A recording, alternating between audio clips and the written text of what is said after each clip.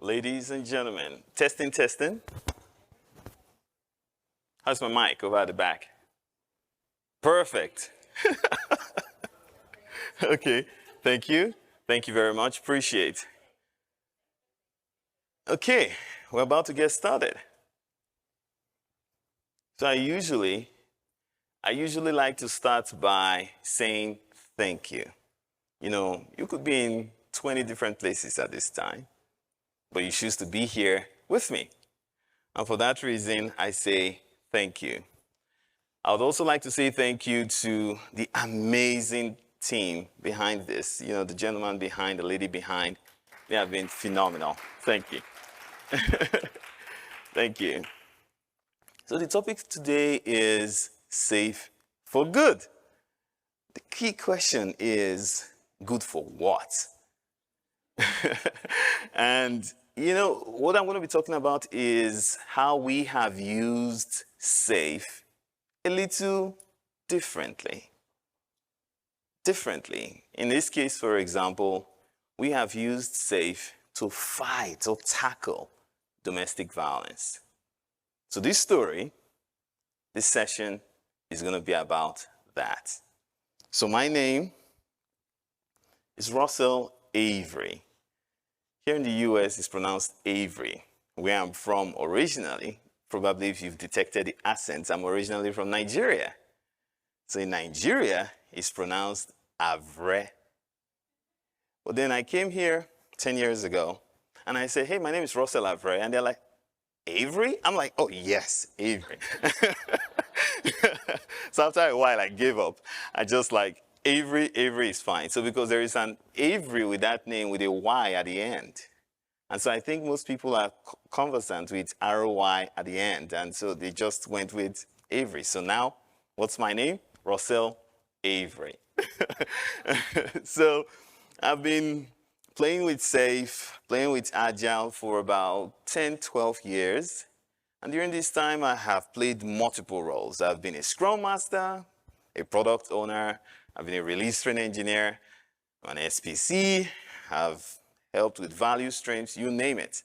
I've gotten my hands really, really dirty with Safe to the point where I said I wanted to try something different with Safe. You know, how about if we try it use it differently rather than the conventional 9-to-5 stuff?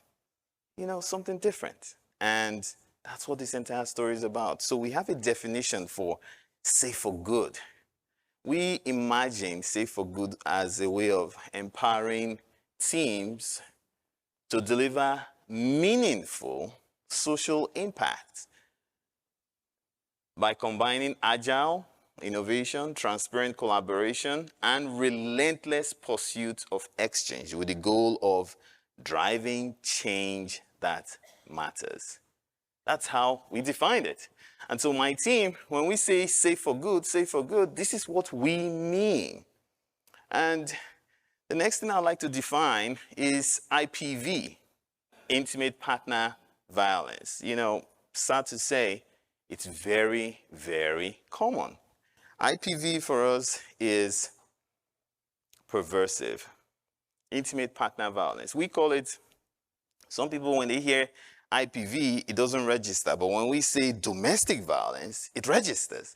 Domestic violence is what happens typically with people who should be intimate, who should be there to protect you. Husbands and wives, girlfriends and boyfriends. Even, you know, as long as it stays within the home, it's domestic violence. And this story is about domestic violence in its entirety. And what we did using SAFE to help with that situation. Before I go into the story, I'd like you to listen to something. Listening. I know this gentleman has been playing some beautiful music in the background, but I'd like you to listen to this lady.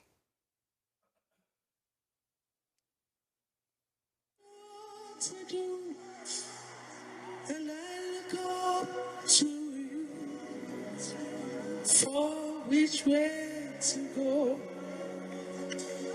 You never fail me.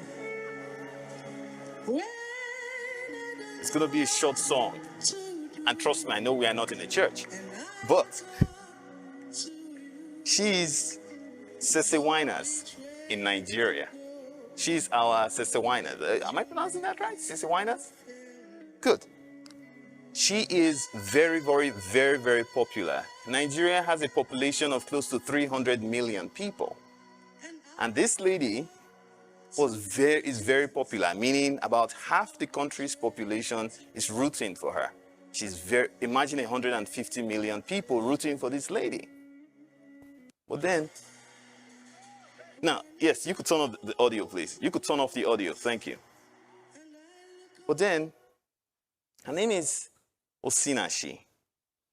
She was killed by her husband. Long story short. Beautiful singer. You know, when she sings, you know, people are inspired. Christians and non-Christians alike, because she has this energy, her voice and everything. You know, she takes over the room.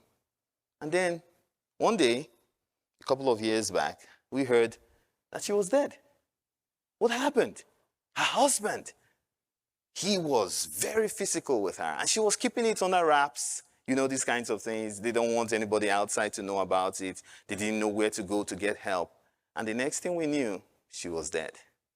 And so for me, like most people do it, everybody says things like, why didn't you say something? Why didn't you get help? Why didn't you just leave? I said that. But then it happened to me. It happened to my sister. I have two sisters. And when the husband started getting very physical with her, you know, these things, it's only when it happens to you or somebody close to you that you really appreciate the magnitude of domestic violence. It is tough. You know, the abuse, multiple visits to the hospital, the concussions. My God. When you see the pictures of this domestic violence, it hits you. The reality sets in. And so, when it started, she was married to her husband for about 5 years, but initially, just after the marriage, he was so physically violent with her.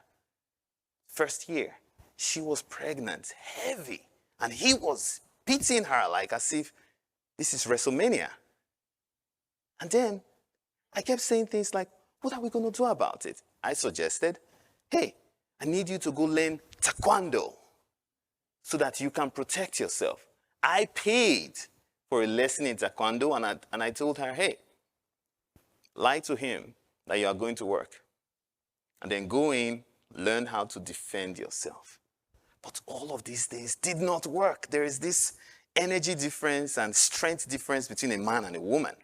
And there's nothing we could do to really help her. After three hospital visits, broken bones, she almost lost her child.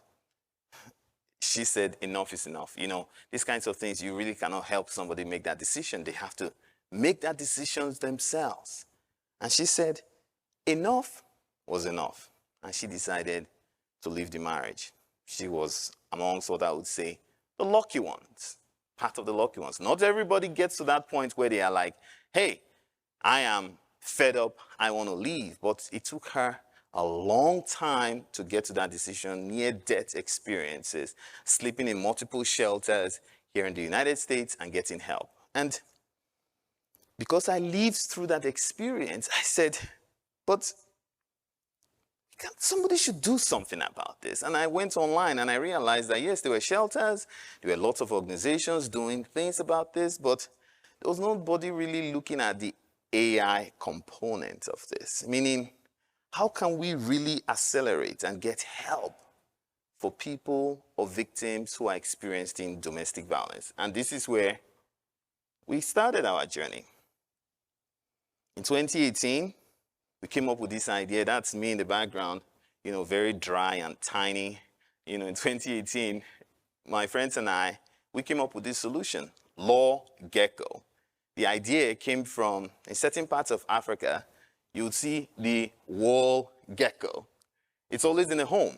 in most homes in Africa. I think in most places in India as well. You see the wall gecko is very harmless. It eats insects. To be there on the ceiling, flies and all those things that bother you, it should just be there and it should just get it. The fun part about the wall gecko is its ability to traverse vertical surfaces with ease. To just run through your ceiling and it doesn't fall. And so we came up with the idea of, rather than wall gecko, how about Lawgecko? Build a solution that makes it, like the wall gecko, makes it easy for people to have access to the law. That's where the idea came from. And so we pitched our idea and what we were doing we did the MIT Solve, a challenge where we shared our solution to MIT.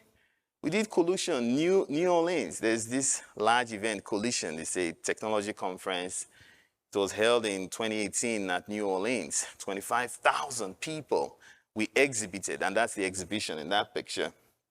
We exhibited the solution, saying, hey, we're trying to find a solution to combating domestic violence using AI. At that point in time, in 2018, AI was not, very, very known. But, at that time, we looked at not just an AI piece of it. We thought about it from a monolithic application with a chatbot interface. When AI came, we just kind of said, well, let's make it a lot easier.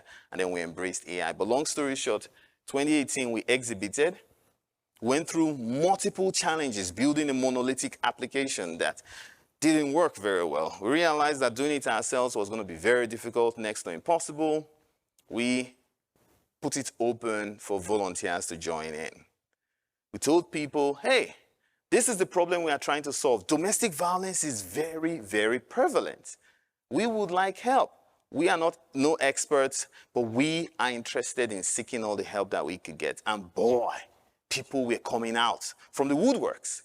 There was a lady who came out and said, she understands and identifies with this because she has been in a marriage for 10 years and has suffered domestic violence. And she was joined and said, how may I help? How can I help? And we said, well, there's so much to do. We don't even know where to start. She joined in. More people started coming. And before you knew it, 5, 10, and then we were 300 people coming together to solve domestic violence. And I'm like, so this issue is really a big deal. We do not know what we have on our hands until people started coming in and chiming in. Now, the problem of organizing these people became the issue. How do you manage? It's like herding cats. How do you manage 300 people together to work on a solution that they care about? Ladies and gentlemen, that's where SAFE came. So we were handling, these were the issues, different time zones, commitments, expertise. These were the issues we were dealing with. Some people were joining in from Nigeria. Some people were joining from Cameroon, the United Kingdom, the US. We even had some folks joining in from the Netherlands. So there is this time zone constraint, and we are figuring out with different skill sets. Some people are just here like saying, hey, I want to be a part of this, but I don't know IT. I don't know anything. I just want to help. And I say, okay, we'll figure it out. Somebody's coming in with very high level of expertise, a release train engineer coming in to share. Oh, by the way, we share this story. This is the second conference we are sharing this story. In this year, in February, at the ROTE conference in New York, I shared this story as well. We had an opportunity to share, and in a breakout room like this, I shared this story, which was where the SAFE team saw me, and they were like, I'd like to have you share this story in our own conference as well, which was where, that's how this came. So, bottom line, in February, people, RTEs, Scrum Masters, they joined in. So, we had all the right ingredients to form a team or multiple teams. So over 2 years, we experimented with different ideas, different tools, different methodology, but eventually we settled on SAFE. The big question was, why SAFE? Well, Because SAFE ensures alignment and transparency. Bring these people together. Remember the idea of heading cats, bringing them together and understand, hey, you are not pulling a salary, but we just have to be aligned on what we are doing and why. SAFE allows us to work with distributed teams. SAFE also is scalable. 300 plus people, we could have 2 agile release trains working on different parts of the same problem. And for us, we used several principles, SAFE principles, and I would like to tell you all about them as we go. I'm also mindful of the time, so I have 14 more minutes to keep this story going. So I'm gonna share some of those as we go, but I'm gonna miss out some key components, and of course I'm open to having this conversation much later after now. But let me tell you some of the things that we applied. Oops, did I go too fast? All right, here. These are some of the principles that we applied while we were working together with SAFE. We applied, principle number 7, focusing on continuous delivery. We set up a continuous delivery pipeline as a way of ensuring that, we are releasing value quickly, we are getting people aligned on what is important. The SAFE principle that aligned closely with our CI/CD pipeline was principle number 7, which is apply cadence and synchronize with cross-domain planning. We also applied stakeholder collaboration. We brought in the police, we brought in legal, we brought in health, we brought in therapists, because this has the domain of intimate partner violence it cuts across all of these things. For example, if there's an emergency, you need to involve the police. If it's a situation where she wants to file for some form of, let's say, divorce or something, or get out of the situation, she needs legal. If she needs to look at the therapeutic part of it, where she wants to analyze or psychoanalyze her situation, she needs a therapist, a professional, a psychologist who could help her through this. And so we had to work with all of these stakeholders to tell them, hey, this is the problem we are trying to solve. How can we help? And we're getting feedbacks from these multiple professionals on how this entire solution can work. We particularly used a testing ground for this. Our pilot was in Africa. We chose Africa because of its very difficult domain. It's a very difficult terrain. For example, as a continent, access to documentation is nearly impossible. Here in the US, for example, you want to get information about your school. You go to do a graduate school, a bachelor's degree. You say, hey, I need my transcript. You get it like this. In Africa, it takes 3 years. You want to get your medical degree, your medical information, it's the same challenge. So typically, we wanted to choose a place where we had difficulty so that we can find opportunities to use technology to innovate or find a way around it. So Africa was our testing ground, and I'll come to that. So stakeholder collaboration, we used principle number 9, decentralized decision making. We made sure that as much as possible, people who were making the decision were closest to the problems, which is why we worked with police, the legal, as well as the therapists, because they were the experts. They should be making decisions, especially around the features that we are building, since we are collaborating very closely with these individuals. Iterative improvement, principle number 6, make value flow without interruption. We're constantly iterating as we went. We knew that we did not have all the answers. We needed to work collaboratively, and it was essential that the improvement was not magical leaps, but incremental, step-by-step leaps as we went. And the teams, they were very comfortable. Remember, we are working with volunteers. And with volunteers, they have their own lives. They have their own responsibilities. So it's really, really very difficult for them to commit, except we make sure that the transition or the support they are giving is incremental. You are not asking for too much, but you are asking, saying, hey, I need your skills, I need your support, please help me. And this was, oh, you mean you've not been seeing this slide all along? I thought you were, oh, My gosh, I was seeing it here. I thought you were seeing it. So this was all I've been talking about.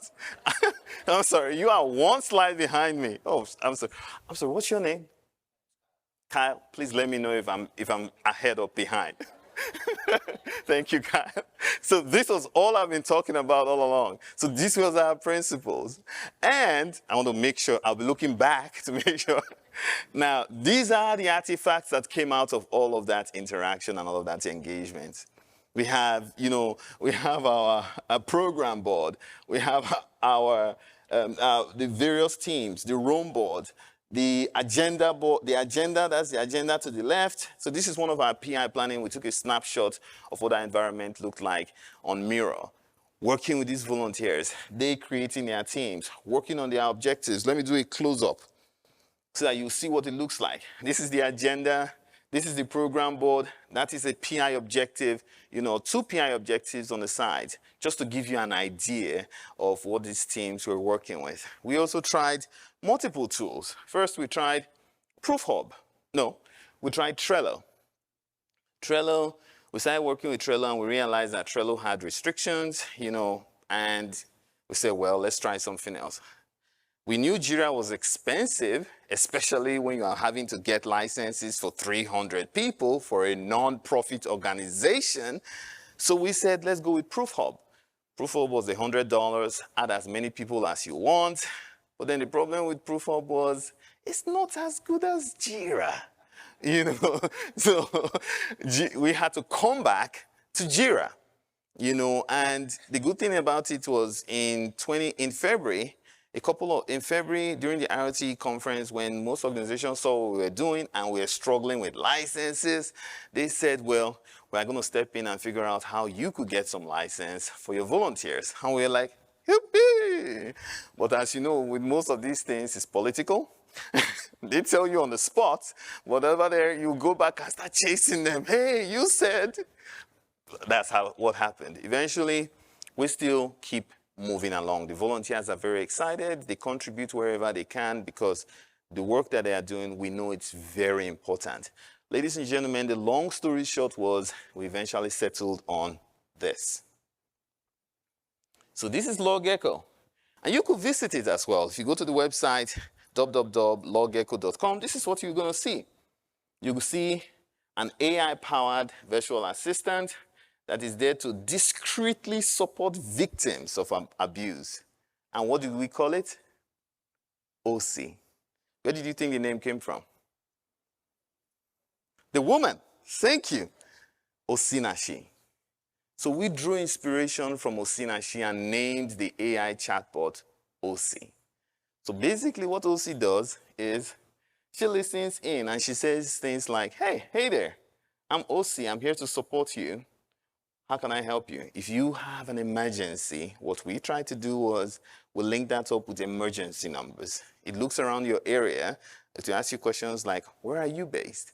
And then it's going to use that information. If you are here in the US, it will say call 911. If you are in Nigeria, it identifies your area and then takes the information about the police, because in Nigeria, for example, they don't have a 911. Each police has its own different phone numbers. So you would have to, if you are in trouble, you would like, where am I? Okay, I'm here, Delta State, what's the police number? And then you have to call that, no centralized number. It's like that in most developing countries. Each station has their own phone numbers. So we had to find out a way where it could use Google Map, identify your location, find the phone number of the police closest to you, and then recommend that you make the call to get help that you need. So that's what we did. It's not perfect.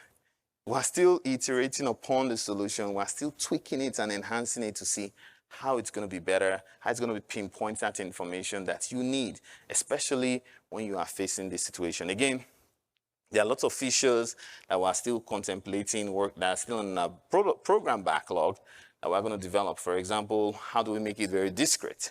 If your intimate partner is violent and you want to use this solution and you don't want them to know that you are seeking help, how do we make it discreet? We've had many ideas. During our PI planning and our brainstorming session, you should see different ideas that come. For example, The solution can be named something else in the application, like WhatsApp. You know, it could integrate with your WhatsApp. The teams are coming up with brilliant ideas, and we are constantly iterating to see what would work. So again, that is what we came up with. And this is the team. We have volunteers. We have 300 people volunteering for this solution, but of course, space constraints, we cannot share all their information. We took most of the people who were driving and very active. We have Scrum Masters. We have Tega, for example. She was the Agile coach. She's in Nigeria. We have Deji, he's in Nigeria. We have Bonita, she's in the United States. We have Faustin, he's in Cameroon. These are folks. We have Sodiq, he's in Canada. You know, we have different folks from different parts of the world coming together and helping. And remember I told you, we were doing a test pilot in Africa on ground. So this is the team behind on the ground.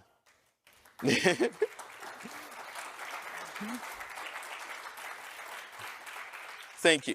Thank you. They are getting information from the field. They are the ones doing interviews to victims of domestic violence. This team is in Cameroon.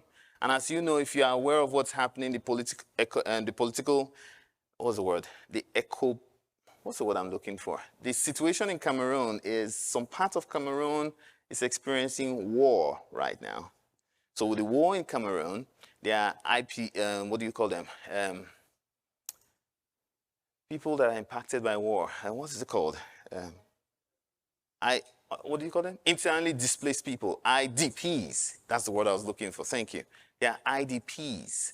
So meaning this is where the war is happening. They run away and they go somewhere else. These individuals, you know, they are most prone to being IPVs, they're intimate partner violence victims, because maybe their husbands or wives are going through a lot of stress, and it's very easy to snap. And when they snap, somebody gets injured, somebody gets hospitalized. So those individuals, these are the folks that are going around to hospitals, identifying people who are victims, taking their information, and using that information and that data to train the AI. So the AI is not just pulling stuff from Google. No, it's taking scenarios. How did this happen to you? What happened to you? So in that case, when the AI is chatting with you, it's taking the context it has been trained on how this situation has happened in the past, and then superimposing that to what could possibly happen. Are you at a stage where you might be expecting violence? You know, and then it gives you advice. Hey, I think at this point you should seek a therapist. We have some. Would you like to have a chat? At this point, we think you should involve the police. Would you like their number? So the AI chats with you 24/7 to help you address this situation if you should find yourself there. So this team, they helped with gathering all the data on ground. We reached out to some organizations in Canada, here in the US, but basically, I want to say thank you to this amazing team. They did a lot of the groundwork on the ground. And then, we're coming to the end, of course. What are we looking at in the future? We are looking at, with SAFE, we're looking to scale to new regions, you know, outside, of course, aside the continent of Africa.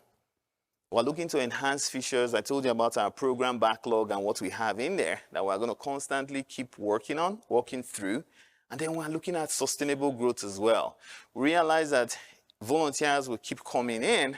How do we keep managing these individuals? How do we develop systems? How do we structure our agile release trains to be very effective? How do we gain or get commitment in a way where the RTE today has a backup upon a backup? So the way we set it up basically is an RTE, we can have 3 RTEs, and we know that this RTE might come in today, but if he doesn't show up, we set up a system where he can notify the next RTE or can notify. So each role has 3 individuals. We have 3 Scrum Masters per team. We have 3 RTEs, just backup plus a backup plus a backup, because you're working with a volunteer.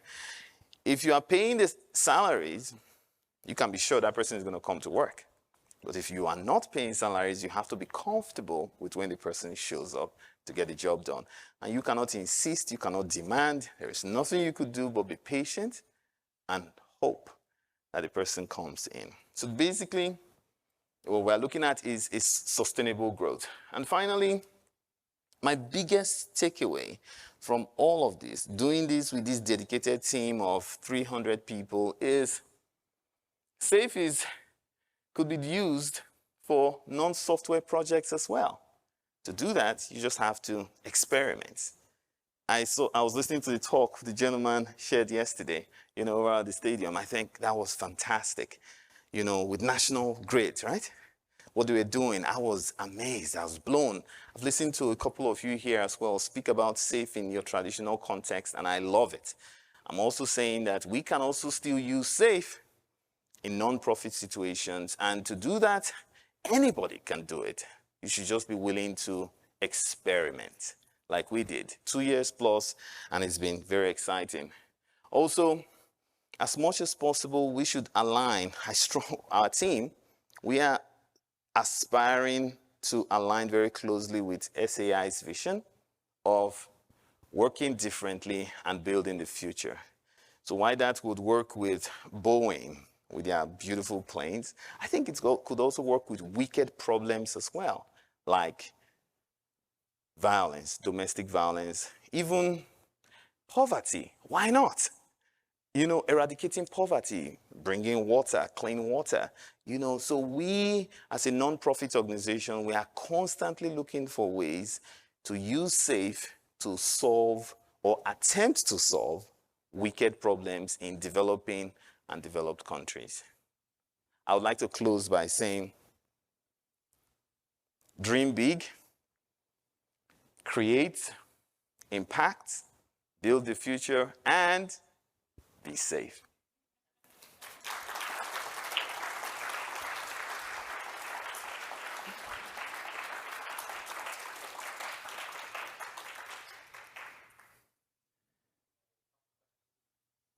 Sure. That was on. There we go. So, first one. Have you seen any advantages to using SAFE to identify multiple facets or parts of dealing with domestic violence outside of the obvious, such as legal? An example, identifying a male populace of victims or effects with children in the home. So the question is whether we found SAFE as being advantageous? Yeah, have you seen any advantages to using SAFE to identify things like a male populace of victims or effects with children in the home? I can't hear that word. Did you say populace? Yeah, the male populace. Male victims. Male victims? Yes. Oh, okay. Well, so the experts, there are lots of people basically within this implementation that are way smarter than myself, I would say. They are the experts. What I do basically is I play the role of a release train engineer while we were still on a very small scale.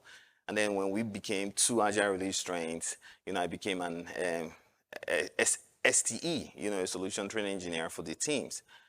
I would say SAFE has been very, very instrumental. The bolts and nuts of it, whether to identify male victims or children, the experts within the group basically are responsible for envisioning how the solution is going to evolve to that point. But SAFE has been playing a huge role in bringing us together and aligning across the vision. The vision is we want to solve this problem, and we believe that AI can help.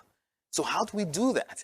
And so that's the question I keep asking. And then what's happening is very brilliant people within the team are coming up with different ideas that we're experimenting with. So to your point, that's one of the things that we are working on. We know that victims are not just the women. They are male victims as well as children who are involved. So part of the features that we are building is to ensure that, okay, if you are a man, what kind of support would you need? And then if you are a child, basically, or if there are children impacted, what's the kind of support system that they could receive? So yes, it's in our roadmap as some of the things I want to do, aside chat. Because right now, the feature that we have is chat with an AI, and an AI will guide you to where you could get help. But in the future, we want to do more than that. One of the things I failed to mention is that we are building a domestic shelter in Africa as well, because domestic shelters are very prevalent here. But in Cameroon, we already have a 9 apartment. I didn't get a chance to put the picture, but we have a 9-unit shelter in the central city of Yaoundé in Cameroon. That our goal, each of those shelters have 2 bedrooms in it, 2 units. Each unit would have 4 bunk beds where we are going to be providing women and men, supports that they need to at least escape the violence, get support from people who are within the same community as they are in. Support could include coaching, counseling, therapy, including ways with which they can also get back on their feet in terms of getting jobs. So that's some of the things that we are doing right now as part of this year stroke Q2 next year. Thank you. Have you been recognized or contacted by any big organizations or public figures that have boosted the awareness of your tool? I wish. We have not. Well, one of the reasons why we shared this story, and which is why I also say a big thank you to SAFE, Scaled Agile, is we are looking for those kinds of opportunities where we could create awareness to use the tool and then get additional support. So that's why we're here. If there are, one of such people, because what typically happens is it's just a recommendation. If it comes in, we'll be more than happy to keep building on this solution. But to answer your question, no. Okay. Next one from Angela, 2-parter actually. So how do victims find out about OC? And then Martha Ann Oliver has the question of, how can we help? Okay. Victims, great question. So with Lawgecko, the way we went about it, the team who are promoting the application, we tell stories, right? We tell stories on social media, we tell stories in communities where victims would be. We're trying to be as discreet as possible, so that they could get this help without necessarily seeing that they are getting a help. So we go to hospitals, like we discussed previously, where IDPs are, internally displaced people. We go there, we seek these individuals, we ask the doctors, they point them in our direction. We share stories on social media talking about intimate violence, IPVs, domestic violence. You should not do it alone. You could get the help you need. Reach out and then we could help. We also try our best possible to share, take newspaper ads, not newspaper ads, what's the word I'm looking for? Social media ads to communicate, just like, if you must be aware, there are some solutions out there like BetterHelp. You've heard of BetterHelp? Yes, we are trying to get to that point. We do not have the marketing budget for BetterHelp, but we are trying to get to the point where, like BetterHelp, we want to say, you should not experience domestic violence alone. We have a community here that can help you. So we are getting there, just that we are looking for partners who can help us, to get to that point. So your question, how can we help? People could help by volunteering their time, their creativity. It's a volunteer-led organization. It's a 501(c)(3), it's a non-profit foundation. We are trying to solve this problem together with other problems, and we're looking for talented people to come in to support with their skills, with their time, and with their prayers as well. We have time for one more. How did the pilot you ran in Africa do? Do you see a lot of people using the application? How much of an increase has there been in usage? So we realized that more people that are using the applications were people that were here in the United States, and we could see the data at the back, Canada and the United States. We realized that not a lot of people were using it in Africa as we imagined they would. Probably because of their access to digital technology, smartphones, and the rest of it. So we are trying to embrace a different approach. We wanted to say, rather than thinking about getting the data in Africa, which we thought initially, we are flipping to say, why don't we get the data here? Because our users are here. And then from here, we tweak it. And then we find ways of getting people in Africa who might not necessarily have smartphones, but could give them access. Maybe short codes, text messages, or using the regular mediums that they use, like TVs, to reach out to them to say, hey, you could get help, but not necessarily the smartphone and AI.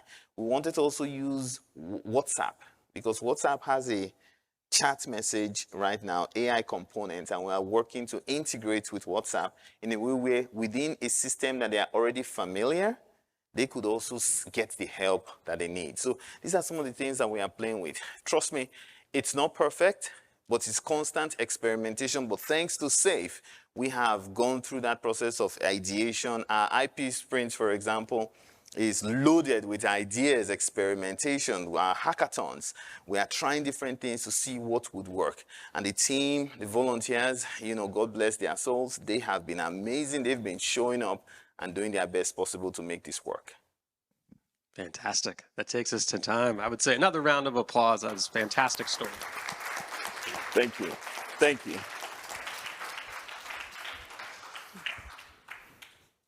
Take your state of safe survey. I believe now it is down to the partner marketplace for 30 minutes, and then lightning talks at 3:30, hour break, and then booze and food and music.